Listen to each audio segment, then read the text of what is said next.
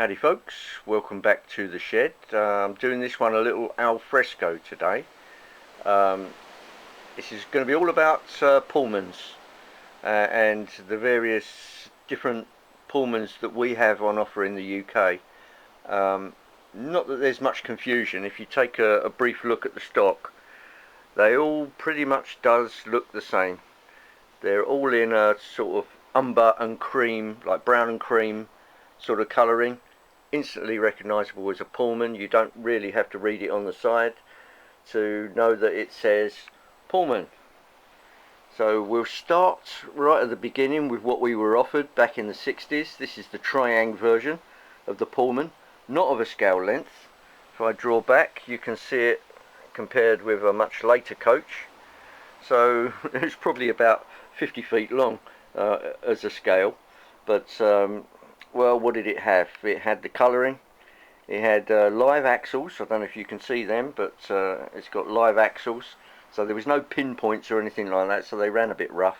Pizza cutter wheels, but they did have some detail on the inside. As you can probably see, it had some brass turned table lamps with painting on the top, white roof, the little end vestibules there, which I think were probably toilets or something like that. With a little bit of fancy stuff in there. I'll try not to make this like some kind of half-assed history channel or something like that. It's just a collection of what I seem to have. So if we can move on from that one. So this is what we had right into the 70s. When the 80s came along, we got this from Hornby. It was now the Hornby company. They decided to use a scale length of 64 feet for the coach. Silver roof on top, much better fidelity in the mouldings. This one is a break end. You can notice there it's got a little ducket on the end so the guard could stick his head in there and see down the train. Much finer turned brass table lamps. This time without the shades picked out in any particular colour. Plastic wheels, plastic bogies, little bit of underframe detail, but they didn't really push the boat out. But it was train set stuff, and it was a step up. If you look at the vestibule end there, that's a little more fancy in the way of mouldings. And then as we got to the turn of the millennia, that's when Hornby really pushed the boat out, and we move along to the next one. This one is an example, the New Century bar car. You have lighted table lamps in there, curtains, a representation of the curtains painted on, a much higher fidelity. If you look at the roof detail, all of a sudden the roof detail is picked out with separate parts rather than being part of the moulding. Grey roof. Yeah, brilliant. They light up as they go along. Metal wheels. Yeah, it was a real step up. And yeah, this was their 8-wheel variety. Known as the, I think these are known as the K coaches. And they were built way back in the day, probably wooden panelled, but don't hold me to that. This one is particularly nice, known as the K coach. This one's got 12-wheel bogies. I don't know if that, you can see the representation there. Yeah, 6 wheels per bogie, so 12 wheels on that one. I run this one fairly recently. Again, the same appointments as the 8-wheel variety. Table lamps throughout, representation of curtains, fine bodywork on there. Looking at the top, again, moulded parts. Looking underneath, quite a bit of detail now in the appointments underneath as well. So moving swiftly on from there, with the Hornby variety, here's the one at the back. That's known as a Mark II-D, whereas all the rest of these have been particular cars that were made as Pullmans. This was a stock Mark II-D. air conditioned, and Hornby have made a representation of that. Metal wheels, no lights in there, made for a train set, but that gives you an idea of the offerings fairly recently on the cheaper side of things. Again, it's got the Pullman on there. This one's called Grassmere, coat of arms on there. It was first class stuff.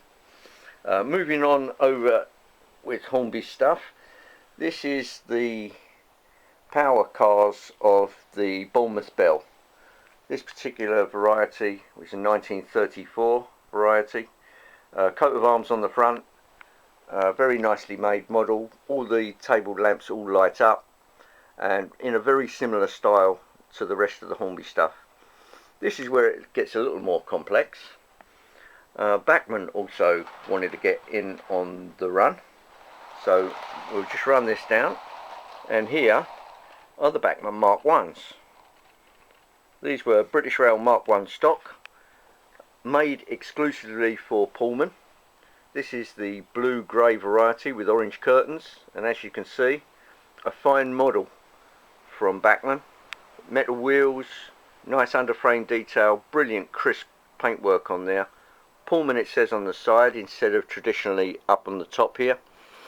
But as we move through, also by Bachmann, another Mark 1. Again, this has the table lamps that light up. Fantastic decoration on the side. I don't know how close I can get there. Let me just I mean, that's all legible, all that writing down there. Orange curtains, the whited out toilets at the end. Yeah, fabulous.